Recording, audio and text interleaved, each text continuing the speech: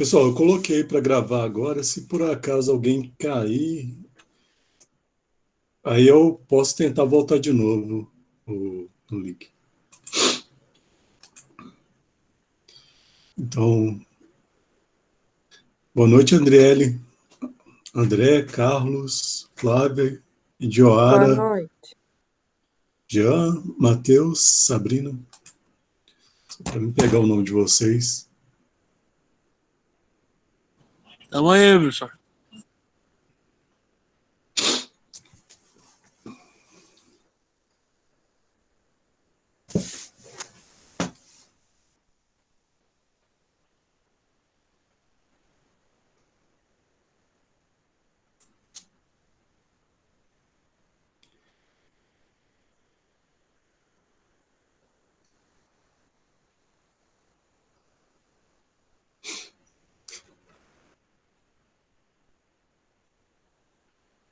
Vocês acham que eu posso começar ou espero um pouquinho?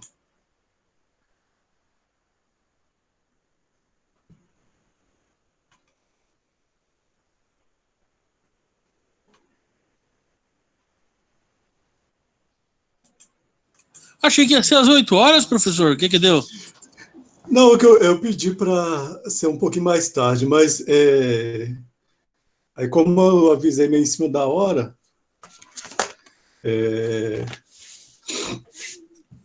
que talvez eu vou ter que acompanhar uma reunião, mas se eu tiver que falar alguma coisa, é isso que eu falei, aí eu paro um pouquinho. Mas semana que vem, se vocês quiserem, a gente pode combinar. Que normalmente aí, quando é aula presencial, a gente iria até no máximo 9 horas, né? Um pouquinho antes das 9.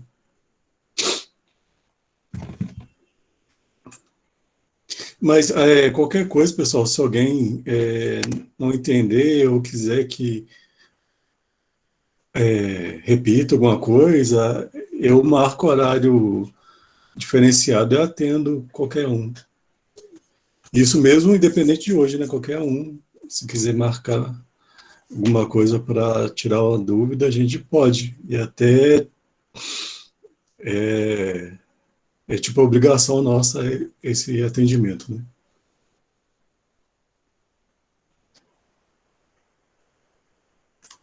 Então, só para começar, pessoal, esse primeiro pedacinho, eu vou pegar um ponto. A ementa, quem criou foi a Roseli. Aí eu vou pegar um ponto da unidade 2 para que eu consiga ter com vocês um começo e um fim. Então, a gente vai falar um pouquinho da reforma na administração pública e redefinição do papel do Estado. Só olhar quem está entrando agora, só um momentinho.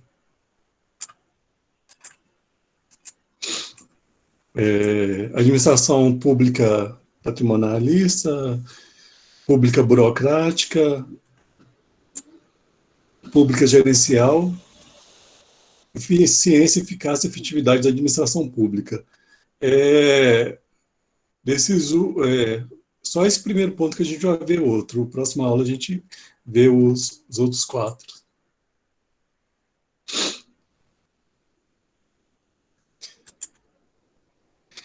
Então, pessoal, eu vou falar rapidamente desse autor. Ele é um autor importante que estuda a questão da reforma administrativa. Luiz Carlos Bresser Pereira. Ele atuou também como político, foi ministro. Ele nasceu em São Paulo em 1934, formado em Direito pela USP, em 57, mestrado em Administração na Universidade de Michigan, doutorado em Economia na FEA USP, foi professor da FEA USP também. E o período do ministro dele foi no governo Fernando Henrique Cardoso, de 1995 a 99. Independente da questão dele ter sido político ou não, ele é um autor importante para a administração pública. E esse livro, não sei se vocês estão conseguindo ver, é bem utilizado para concurso, para qualquer atividade que a gente para falar de administração pública, os cursos específicos de administração pública utiliza esse trabalho dele.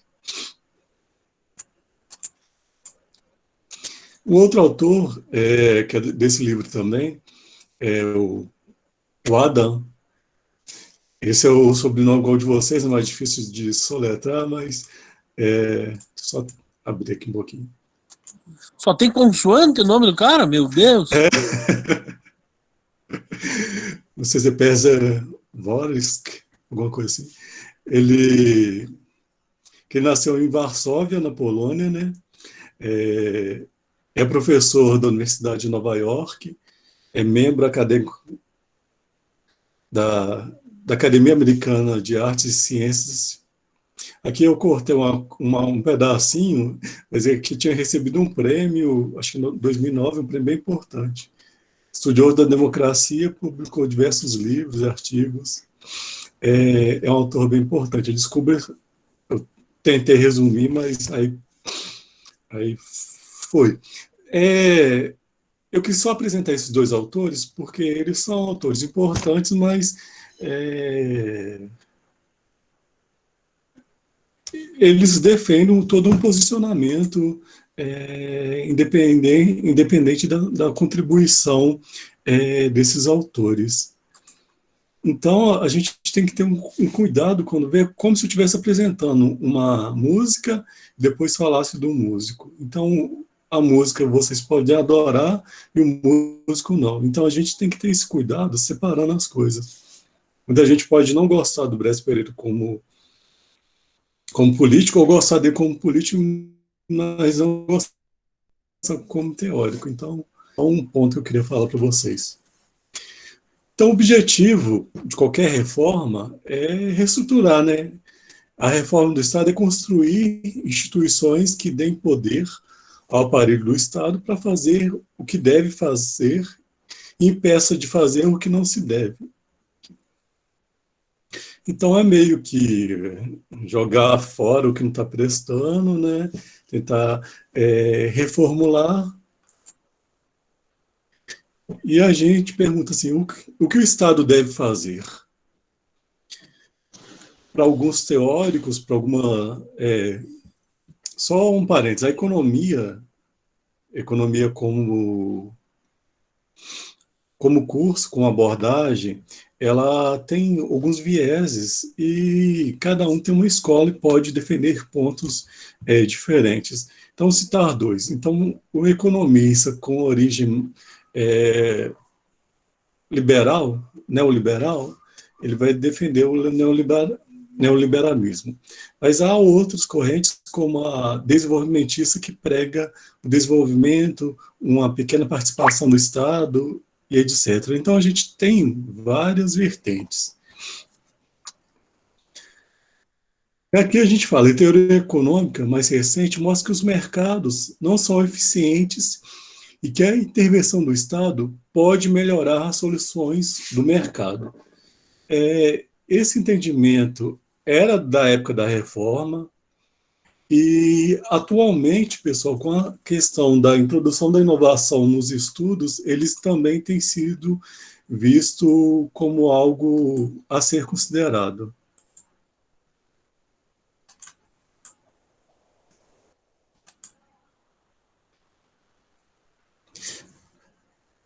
O Estado tem importante papel a desempenhar, não só no que diz respeito a garantir a segurança material para todos e a buscar outros objetivos sociais, mas também como promotor do desenvolvimento econômico. Então, pessoal, quando o Estado ele coloca recursos para áreas de educação, pesquisa e desenvolvimento, ele está querendo gerar conhecimento no próprio país e está querendo desenvolver o seu mercado. Mas, para isso, ele tem que também tá fazendo um papel de alguns momentos de aproximar também alguns setores. Então, e outra questão que impede muito é a questão da legislação. Então, para isso, por isso que fala uma reforma, precisava ter muitas mudanças, né? E isso a gente está falando durante o governo do Fernando Henrique Cardoso. E aqui fala nada que assegura que a intervenção estatal seja de fato benéfica. Então então por isso que é algo um pouco polêmico. Pode ser, pode não ser. Atualmente, algumas instituições, não instituições, instituições, mas alguns países desenvolvidos, eles tinham feito uma política de privatização bem grande. Em alguns setores, foi verificado que não deu certo, que a não participação daquela atividade pelo Estado deixou, vamos colocar se fosse um serviço muito lento, de má qualidade. Então eles estão fazendo o oposto para algumas atividades, não todas. Então eles estão estatizando alguns serviços que foram privatizados. Então vamos dar um exemplo simples. Uma comunidade bem pequena, vamos pegar os Correios. A gente pode ter agências de Correios, que a gente chama no Brasil, né? Pública ou privada, e pode ter várias opções. Mas suponham cidades pequenas, lugarejos pequenos,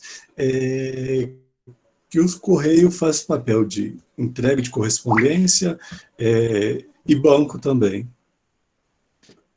Dependendo do lugar, se a gente for colocar o custo de se ter uma unidade ou de se levar, né, uma correspondência a essa unidade, pode ser muito caro, pode demorar muito. Então, pode ser que as pessoas não consigam receber as contas de água, luz, mensalmente. E com isso, aí que a gente olha. Então, dependendo do local, uma oportunidade seria ter uma agência pública, ou uma outra seria o governo ter subsídio para incentivar, ou mesmo no contrato está descrito que eles têm que atender a esses lugares, mesmo que o custo de lá seja inviável. Então, os outros locais acabam amortizando o custo daquele. Então, assim, dependendo da área, é muito complexo, é muito difícil a gente tecer uma política pública. E quando há esses gaps, essas possibilidades de não atendimento, a gente deve pensar algumas alternativas para estar garantindo ao cidadão que aquele serviço seja prestado, independente dele ser público ou privado, né? Então, na reforma, a tarefa consiste em equipá-lo com instrumentos para uma intervenção efetiva e, por outro lado, em criar incentivo para que os funcionários públicos atuem de modo a satisfazer o interesse público, né? Então, pessoal, nessa época, nesse governo Fernando Henrique, havia muito, como que eu posso falar, burburinho sobre privatizações, teve alguns órgãos que foram privatizados, incentivo de demissões para alguns setores, assim, até está acontecendo agora, né, esses planos no Brasil, é um dos exemplos, né, planos de demissões. Então, havia algo que se assemelha um pouco com esse período, pelo viés que o governo Fernando Henrique tinha também. Muitos dos problemas que surgem quando se cria instituições do Estado devem-se ao fato de os políticos eleitos e os burocratas nomeados terem interesses e objetivos próprios. Isso também acontece nas empresas, pessoal. O CEO, o principal, ele pode ter um interesse que, por algum motivo, está sendo diferente dos sócios, e diferente do que a própria missão da empresa traz. Então, esse conflito é comum, mas tanto no meio, no meio privado, há alguns recursos para ser feitos, alguns meios, né? E aqui falando um pouquinho, está, da economia, perspectivas contrastantes. Porém, mesmo sem as falhas, a ideia de que o mercado é eficiente já não é mais aceita. Falta de mercados, informações imperfeitas. Aqui é uma constatação. Esse ano, o Brasil foi eleito como um dos principais, acho que está o primeiro no ranking de vazamento de informação. Isso para a empresa. Por isso que a gente fala que as informações, não sei quem está dando finanças para vocês, ou deu, que as informações não têm assimetria, né? Com isso, a gente pode, determinado usuário, ter condições de ter um acesso maior por algum motivo. A gente espera, gostaria que não fosse assim. A teoria, tudo fala que o mercado devia jogar um jogo um pouco mais justo, né? Mas, infelizmente, em alguns locais, há esse vazamento, há essa compra de dados. Fala que algumas formas de intervenção são inevitáveis: garantias, propriedades, lei e ordem. O Estado tem, portanto, um papel positivo. Mas será que o Estado pode fazer o que deve fazer e não fazer o que não se deve fazer? Então, isso, muitas vezes, a gente pensa, será que o papel do Estado, ele é pequeno, médio ou grande? Será que ele deve intervir em alguns setores? Vamos dar um exemplo. No agronegócio, nos Estados Unidos, o que aparenta para a gente que não mora lá é que o país não tem subsídios ao agronegócio. Mas quando você estuda, assim, estuda como falam, lê jornais, vê atuação em alguns segmentos, sabe que ele tem esse papel, sabe que ele dá subsídio também. Então, aquela história da concorrência perfeita, que os mercados se ajustam, não é tão verdadeiro como a gente pensa. O subsídio não pode ser algo também que dá margem para interpretar que está utilizando, sei lá, mão de obra escrava ou que o custo de produção está sendo menor que em todos os outros países. Tem que ter um pouco cuidado, porque senão pode ser denunciado para a Organização Mundial do Comércio. Então, pode ter algum problema. O Brasil, em alguns momentos, já foi até acusado, porque o custo de produção estava muito baixo, mas foi verificado que tinha a ver com salário, tinha a ver com essa questão do plano real, quando estava no começo, e vários outros fatores. E aqui a noção do Estado versus mercado, ele fala que é um pouco enganosa. Muitas vezes a gente coloca o mercado ou as empresas como algo ideal, como algo perfeito, mas quando você entra lá dentro, os mesmos comportamentos, os mesmos tipos de problema também tem. Então, aqui a gente fala, são instituições específicas que podem induzir atores a agirem de forma benéfica ou não. Independente da organização, seja ela pública ou privada, seja ela até mista, ONG, qualquer tipo, existem leis, existem procedimentos que a gente deve cumprir. A gente pode achar ruim, mas os meios legais para isso a gente, como organização, como pessoas, como cidadãos ou como empresa, se organizar e tentar reverter esse tipo de legislação, né? E aqui ele fala essa relação entre agente e principal.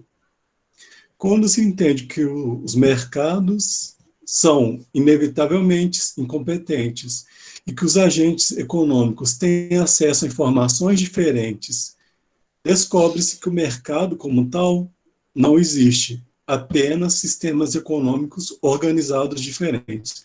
Aqui está dizendo a questão da assimetria da informação de novo.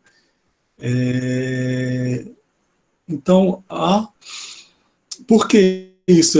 Vamos supor, todo mundo da sala tem uma porcentagem X de ações iguais de uma Magazine Luiza, mas 3 pessoas têm informações privilegiadas, e com isso elas conseguem fazer operações na bolsa que gerem ganho para elas. Vocês vão achar isso justo? Eu não. Acho que vocês também não. Então é um pouco isso que acontece, de um modo bem simplificado. Então, há atores que têm, há grupos que conseguem fazer lobby para o governo privilegiar o grupo.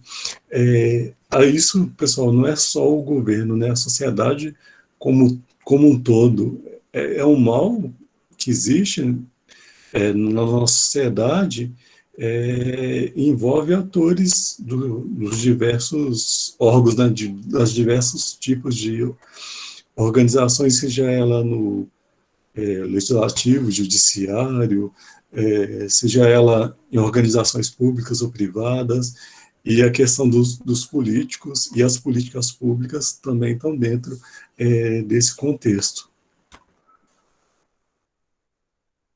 Então, aqui um exemplo. Suponha que seu carro está com barulhos estranhos. Você vai ao mecânico e explica o problema. No dia seguinte, o carro está pronto. O mecânico relata que trocar os amortecedores e que isso lhe tomou 5 horas. Ele teve que trocar, desculpa, os amortecedores e isso lhe custou 5 horas. O barulho cessou. Você pode ficar satisfeito ou não.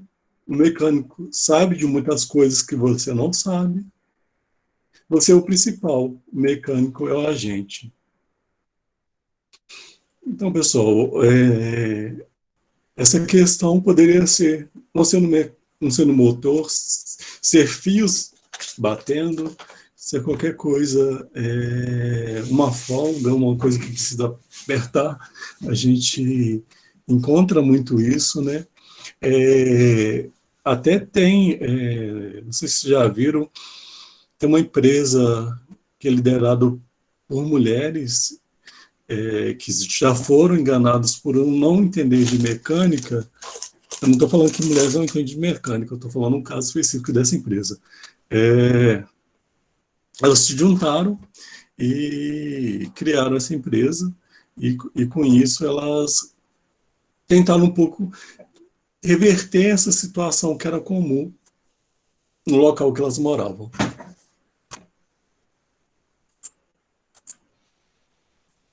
Quando faltam alguns mercados e os indivíduos têm acesso diferente às informações, estabelece que as classes de atores, relações e o tipo de agente principal versus regidas por contrato explícitos e implícitos. Essa questão do contrato, pessoal, no direito a gente tem a questão do contrato verbal e não verbal. Tem algumas coisas que podem estar nas entrelinhas e não ser assim tão visível, né? Tem outras coisas que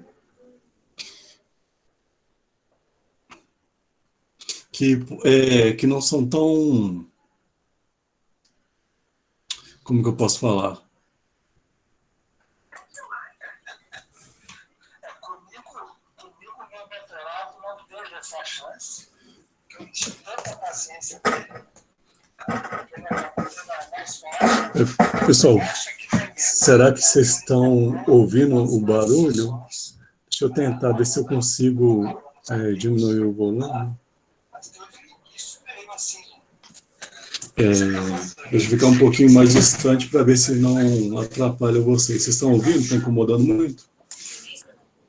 Tá ouvindo um pouquinho, professor. Então, esses contratos, mas pode ter assim, aqueles acordos de gaveta, pode ser algum tipo também de implícito. Então, dependendo da relação, tem algo. A gente não está falando de contratos ilegais nem de algo ligado à corrupção. Até pode ser que tenha, mas assim, a gente está falando só de questões, muitas vezes, se eu falo com vocês uma palavra, olha, dia tal, vou fazer isso, eu estou me comprometendo com vocês. Então, assim, esse comprometimento que eu faço em público, mesmo de forma falada, ele tem valor legal. E aqui fala que os agentes dispõem de certas informações que o principal não observa diretamente. Como induzir a agir em momento de interesse do principal. A economia é uma rede de relações diferenciadas e multifacetadas entre as classes de agentes e principal, gerentes e empregados, proprietários e administradores, inventores e empresários, mas também cidadãos políticos e burocratas.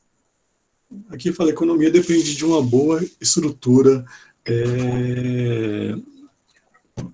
dessas relações.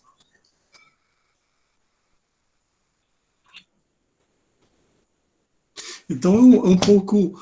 E essa relação, que eu esqueci para falar para vocês, é o problema da agência, que é um dos nomes que se dá quando vocês estão estudando finanças. Não sei se vocês viram, vocês lembram, é a mesma questão que acontece aqui também.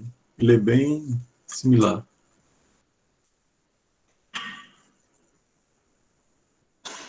É aqui o status dos agentes econômicos, a questão da regulação. O Estado desempenha um papel exclusivo, uma vez que define a estrutura dos incentivos para os agentes privados, exercendo o poder de coerção legítima pela lei. Então, pessoal, vamos supor que a gente está numa região que o governo quer incentivar a industrialização dessa região. Então, ele pode dar incentivos, pode dar concessões de terras, qualquer outra medida para atrair. Obrigado por lei, a prática de algumas ações ou as proíbe. Então, pode ser possível ou não alguma prática. E pode alterar os preços relativos através de um sistema fiscal.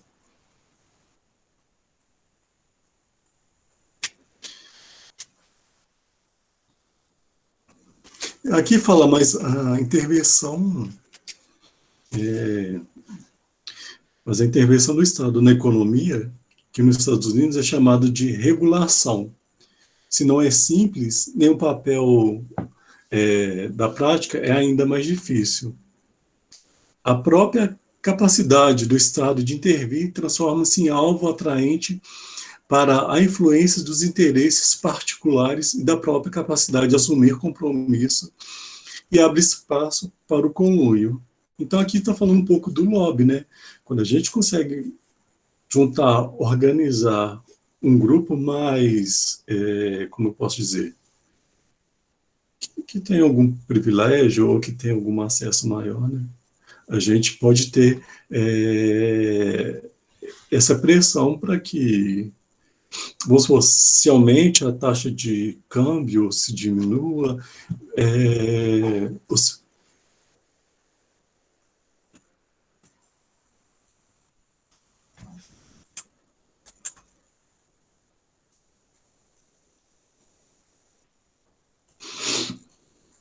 E aqui, então, logo, há bons motivos para supor que a qualidade da intervenção do Estado na economia depende da organização interna do Estado, em particular das relações entre políticos e burocratas, e do desempenho das instituições democráticas, que determinam se os cidadãos podem ou não controlar os políticos. Aqui está falando, simplificando, como se cada um tivesse um papel e que atuasse de forma real nesse papel. Então, as pessoas que têm cargos públicos, seja por confiança, ou seja por concurso, que eles falam mais ou menos de burocratas, né, que exerça o seu papel seguindo a legislação, seguindo o regulamento, etc. E os políticos que são eleitos, que estão representando o cidadão, que eles atuem de forma a cumprir, né, com que consta na Constituição, a cumprir com os acordos internacionais feitos. Pessoal, o acordo internacional são muito importantes. Então, a gente estava falando mais cedo do Estado também incentivar mesmo medidas sociais, dependendo do acordo, isso pode constar nesse. Um dos requisitos, dos objetivos pode ter ações sociais. Então, não pense assim que, mesmo em governos liberais, mesmo em governos com pouca intervenção na economia, pode ser que se tenha alguma dessas ações a serem cumpridas. Tem locais no mundo, mesmo em país desenvolvido, que a cidade é linda, mas ela é suja, tem ratos. Então, dizem as más línguas que em Nova York é assim. Ô, professor, eu não sei se o Milton Friedman, que é um renomado economista da Escola de Chicago, que não sei se foi ele, se não me engano, mas foi um liberal que primeiramente propôs o auxílio, né, que no caso seria hoje, por exemplo, uma Bolsa Família, né, é uma rendazinha, né, proporcionada, e ele mesmo foi ideia dele, se não me engano foi Milton Friedman, que fez essa base aí da renda para os menos favorecidos, né. Então, a questão Então, tem... pegar esse país mais desenvolvido, que tem um acesso à cultura, eles já conversam. Tem universidade há 200, 500 anos. Conversa sobre várias questões há muito tempo, e de forma, assim, pouco mais diplomática, né? Então, eles gostam da crítica, né? Gostam de entender. Então, assim, e as próprias organizações foram andando, desenvolvendo com isso, né?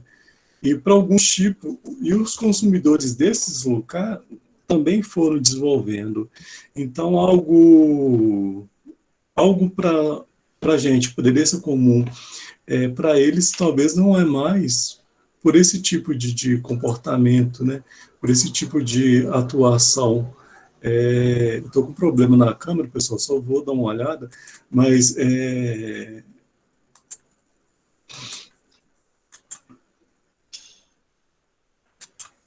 não é difícil a gente ter essas questões, né? De termos que fazer alguma modificação, né? Como ele estava falando, eu tenho a melhor amiga do meu irmão, ela está na Austrália ou Nova Zelândia, se eu não me engano. Ela ficou por um bom tempo no Brasil, mas quando ela morou no Sul, conheceu uma pessoa que era de lá, ele estava trabalhando por aqui, mas depois não estava conseguindo desenvolver na carreira, né? Aí eles foram para lá, para o país. ela logo que ela chegou, deu entrada nos papéis, que era casada, etc., ela teve bolsa, tipo como se fosse fixação de começar a atuação no país. Então, assim, esses benefícios sociais existem em vários países, não é incomum, e é uma forma muito de respeitar um pouco, assim, dignidade, né? Ele não tende a ser constante, igual ela. Passou um tempo, ela já conseguiu trabalho e não precisou mais do auxílio.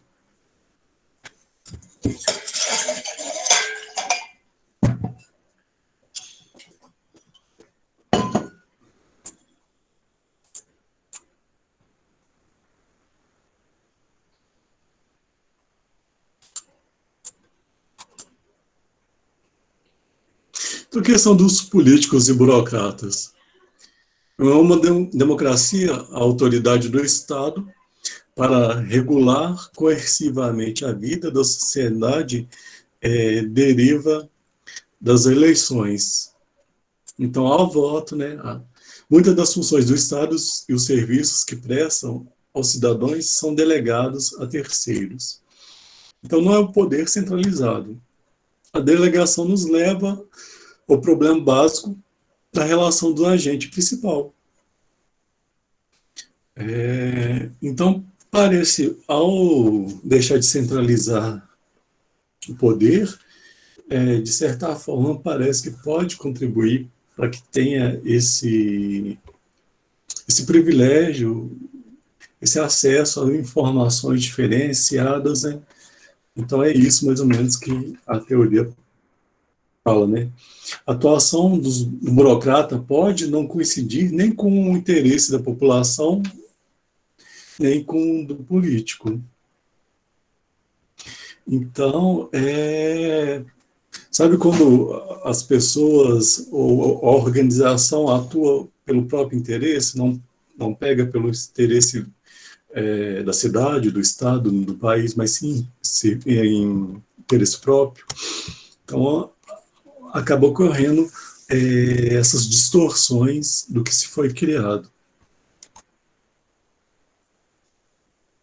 E também fala que a autonomia pela incapacidade da lei prever tudo. No Brasil, o difícil de muitas legislações é que elas ocorrem de cima para baixo, que não tem o real cuidado, o estudo. Falando rápido para vocês, existe o ciclo de política pública. O ciclo de política pública, ele fala, desde quando a pauta, ela vira uma pauta importante, ela entra na agência do Estado. Ela entra na agência do Estado, ela deve ser estudada em profundidade. Depois desse estudo, ela vai para criar um projeto. E depois, eu estou falando com as minhas palavras de forma mais rápida, né? Depois de ser elaborada, a gente passa pela fase de implementação, pela fase de controle e pela fase de avaliação. O controle deve ocorrer em todas as fases, mas uma política pública ideal, ela correria esse ciclo. E muitas das nossas políticas, ela tem erro do projeto ou tem erro na implementação, são mal implementadas. Então, a gente vê isso. E quando a gente pega leis, as leis também têm esse problema. Muitas vezes está beneficiando a um grupo, mas o grupo é a minoria. Então, assim, fez uma lei, vamos supor, pega um grupinho que só morou em capital e faz lei só para quem mora na capital, mas a porcentagem de brasileiros que não moram em capitais é grande. Então, eles não conhecem as nossas necessidades, os nossos interesses. Então, um pouquinho do que eu queria dar ideia para vocês. Dificuldade de analisar a conduta a cada agente. Então, fala assim, o que é possível fazer para atenuar essas dificuldades? Então, a valorização do profissional é algo importante, formulação de contratos adequados, é, mas eles só vão ser cumpridos quando a gente tenha algum órgão que acabe fiscalizando também, né? Porque muitas vezes a gente pode estar num local que se aparenta ter tudo, mas quando a gente entra nele, não tem, e não tem nem para quem denunciar. Fala também de um recrutamento e seleção para o serviço público deve ser sensível a sinais que indicam alto desempenho. Então, uma área, um setor que está tendo um bom desempenho, né, ser de alguma forma valorizado, né? No serviço público no Brasil a gente não tem o salário basicamente fixo, né? Ele tem alguma bonificação, algum diferencial quando é local de perigo, com muito perigo, ou é um trabalho noturno, mas fora isso ele tem poucas questões.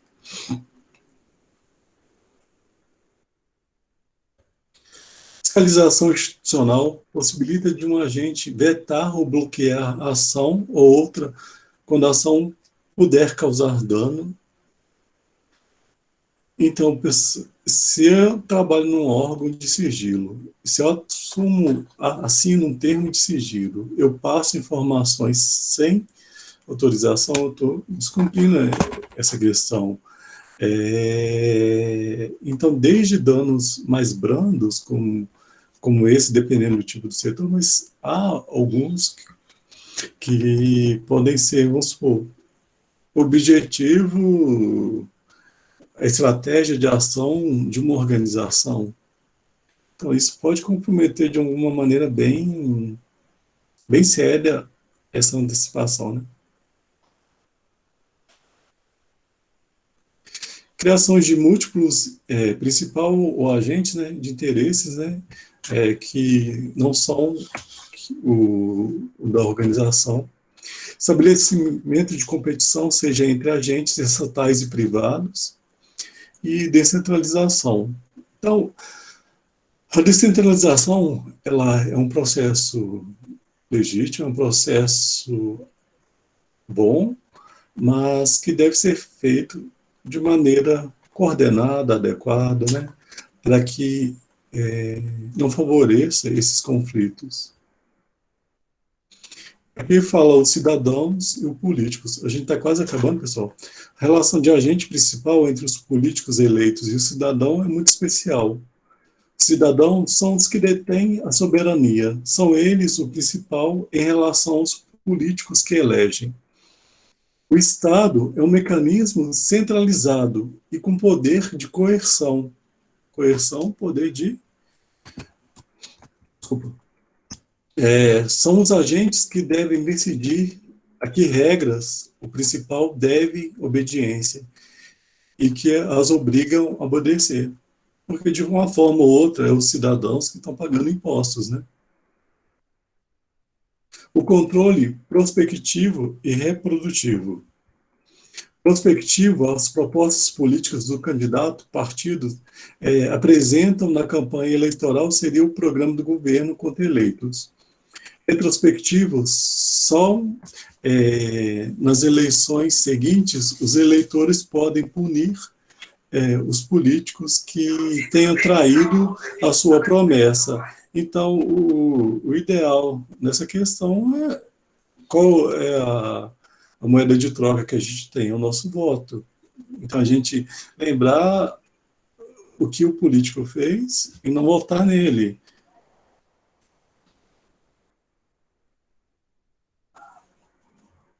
Porque não há mecanismos que fornecem o candidato eleito a serem fiéis à sua plataforma eleitoral. Essa questão é polêmica porque muitas vezes tem políticos que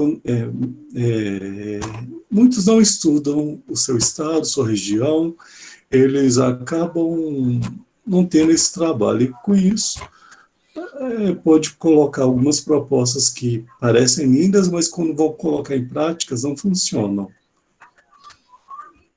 O principal argumento tem sido que a legislatura deve ser livres para deliberar.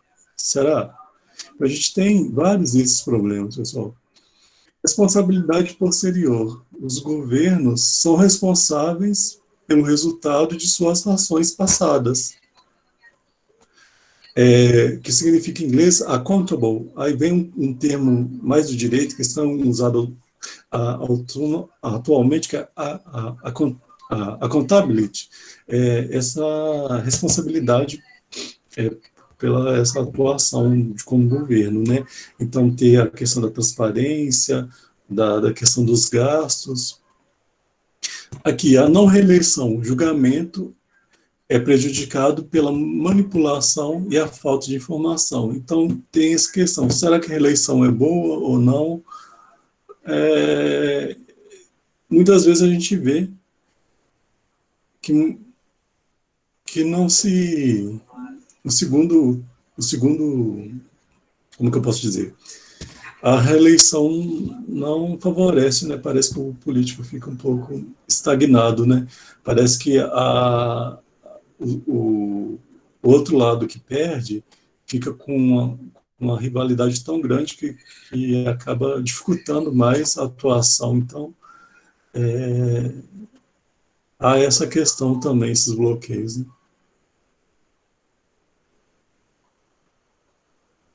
Então, fala também aqui, o atuar bem depende das condições em que a decisão foi tomada. A decisão tomada de forma cuidadosa, estratégica, que olha o contexto, que vê as questões legais, etc., é uma decisão que tende a melhorar. Muitas vezes, pessoal, pode acontecer alguma coisa que não é previsto, e que a gente tenha que quebrar algum tipo mesmo de legislação, né, desde recomendação. Pode ser que uma cidade tenha uma catástrofe e essa cidade tenha que utilizar mais gastos para ajudar seus cidadãos a reconstruir a cidade, etc. Então, há alguns fenômenos que podem necessitar esse tipo de quebra, né? Então, a avaliação posterior deve levar informações gerais sobre os políticos em consideração. Então, isso é muito importante, a gente olhar essas questões, essa atuação do político, de forma que a gente perceba aquele político que entra, ganha a eleição, vamos supor, começa num partido mais fácil de ser eleito, e depois que é eleito, passa um tempinho, já muda de partido, vai mudando. Então a gente vê assim, qual que é o compromisso dele? Alguns a gente vê que o compromisso dele é com ele mesmo, somente, né? Papéis importantes, oposição, mídia, meios horizontais entre os poderes.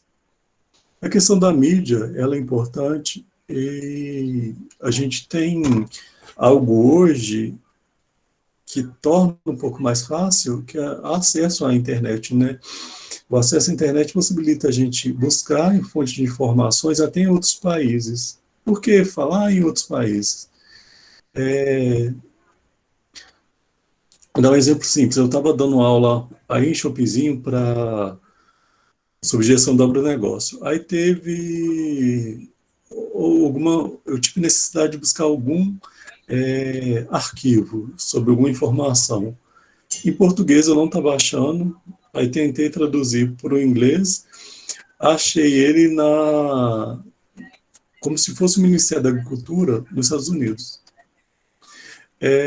Aí depois, quando eu tive acesso ao documento, fui olhar, ele tinha sido feito, encomendado à Universidade, acho que de São Carlos, em São Paulo, que fez esse material. E ele, assim, em português, não estava... Só se tivesse acesso à universidade, e era um acesso mais difícil, então, muitas vezes a gente precisa fazer um caminho diferente para ter acesso a algum tipo de informação. Pessoal, desculpa ter falado mais rápido. Tem alguma questão que vocês queiram comentar, falar?